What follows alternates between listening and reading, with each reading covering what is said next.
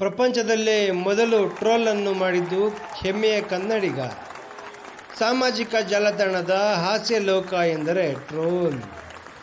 ಈ ಟ್ರೋಲ್ ಮೂಲಕ ಹಾಸ್ಯವನ್ನು ಮಾಡಬಹುದು, ಇನ್ನೊಬ್ಬರ ಮನಸ್ಸಿಗೆ ನೋವನ್ನು ಸಹ ಮಾಡಬಹುದು, ಮತ್ತೊಬ್ಬರಿಗೆ ಮನರಂಜನೆಯನ್ನು ನೀಡಬಹುದು. ಎಷ್ಟು ಸತ್ಯವೋ ಅಷ್ಟೇ ಸತ್ಯವಾದ ವಾಸ್ತವವಾದ ವಿಷಯ. ಈ ಟ್ರೋಲ್ ಪಿತಾಮಹ ಒಬ್ಬ ಹೆಮ್ಮೆಯ ಕನ್ನಡಿಗ. ಹೌದು, ಪ್ರಪಂಚಕ್ಕೆ ಅಂದು ಟ್ರೋಲ್ ಪದ್ಧತಿಯನ್ನು ಪರಿಚಯಿಸಿದ್ದು ಒಬ್ಬ ಕನ್ನಡಿಗ ಎಂಬುದು ಕನ್ನಡಿಗರ ಹೆಮ್ಮೆ. ಕನ್ನಡಿಗರು ದೇಶಕ್ಕೂ ಕೈಲಾಗದಷ್ಟು ಉಡುಗೊರೆಯನ್ನು ಕೊಟ್ಟಿದ್ದಾರೆ. ಇತ್ತೀಚೆಗೆ ಪ್ರಪಂಚಕ್ಕೂ ಹೆಮ್ಮೆಯ ಉಡುಗೊರೆಗಳನ್ನು ಕೊಟ್ಟ ಉತ್ತರ ಕರ್ನಾಟಕದ ಟೆಕ್ಕಿ ಮಲ್ಲಿ ಎಂಬಾತ 2000 ಇಸವಿಯಲ್ಲೇ ಟ್ರೋಲ್ ಮಾಡಿ ವಿದೇಶದಲ್ಲಿದ್ದುಕೊಂಡು ಕೋಟಿ ಕೋಟಿ ಹಣ ಸಂಪಾದಿಸಿದ್ದ. ಮಲ್ಲಿ ಹಣ ಸಂಪಾದನೆ ಮಾಡಿದ್ದ, ಆದರೆ ಹೆಸರನ್ನು ಸಂಪಾದನೆ ಮಾಡಿರಲಿಲ್ಲ. ಆದರೂ ಆತ 2009ರಲ್ಲಿ ಗಂಗಮ್ ಸ್ಟೈಲ್ ನೃತ್ಯಕ್ಕೆ ಯಡಿಯೂರಪ್ಪ, ಸದಾನಂದಗೌಡ, ಆರ್ ಅಶೋಕ್, ಬೊಮ್ಮಾಯಿ, ಶ್ರೀರಾಮುಲು, ಜನಾರ್ದನ ರೆಡ್ಡಿ ಹೀಗೆ ಇನ್ನೂ ಮುಂತಾದವರ ಟ್ರೋಲ್ ಮಾಡಿ ಆ ಟ್ರೋಲನ್ನು ವೈರಲ್ ಮಾಡಿ BJP ಪಕ್ಷದ ವಿರೋಧಿಗಳಿಗೆ ನಗೆಯ ಹಬ್ಬವನ್ನು ಉಣಿಸಿದ್ದ.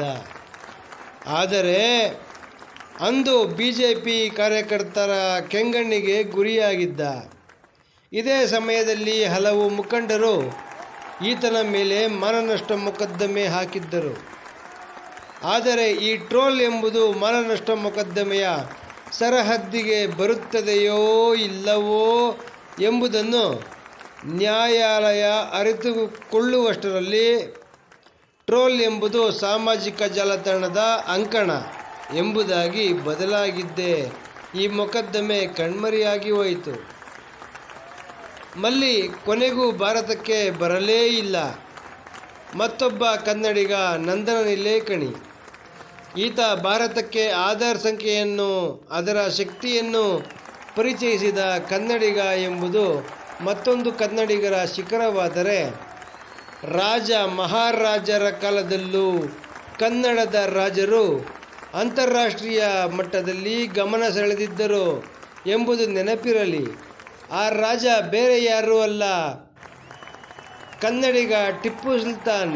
ಈತನ ಖಡ್ಗವನ್ನು ಲಂಡನ್ ವಸ್ತು ಸಂಗ್ರಹಾಲಯದಲ್ಲಿ ಇಟ್ಟು ಹೆಚ್ಚಿನ ಮೊತ್ತಕ್ಕೆ ಹರಾಜು ಕೂಗಿ ಮಾರಾಟ ಮಾಡಲಾಯಿತು. ಆ ಮಾರಾಟದಲ್ಲಿ ಕೊಂಡವನೂ ಸಹ ಕನ್ನಡಿಗನೇ. ಆ ಕನ್ನಡಿಗ ಬೇರೆ ಇನ್ಯಾರೂ ಅಲ್ಲ, ನಿಮ್ಮೆಲ್ಲರಿಗೂ ಆತ್ಮೀಯ, ನಿಮ್ಮೆಲ್ಲರ ಹೆಮ್ಮೆಯ ಹಿರಿಮೆಯ ಮಧ್ಯದ ದೊರೆ ವಿಜಯ ಮಲ್ಯ. ಇದೇ ರೀತಿಯ ಹಾದಿಯಲ್ಲಿ ಕನ್ನಡಿಗರು ಹೆಸರು ಮಾಡಿದ್ದು ಕನ್ನಡಿಗರಾದ ನಮ್ಮ ಹೆಮ್ಮೆಯ ಈ ಹಾದಿ ಕೋರುವವರು, ಕೊಟ್ಟು ಆ ಹಾದಿಯನ್ನು ತುಳಿಯುವವರು